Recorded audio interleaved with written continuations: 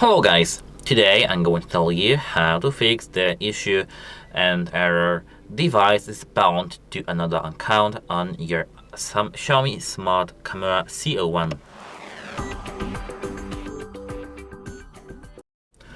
So actually this happened on my private camera, Xiaomi Smart Camera C701 actually, 701, and I had to ask the previous owner to unbind this camera from his own account, and this is the only thing you can do if if it was bought used.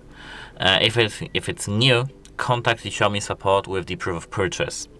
They should do everything if you ask them, but you have to of course prove that this device is yours and it's not stolen, and as the final result you have to do a hard reset of your camera. And that's it. Hope it helps you, and goodbye.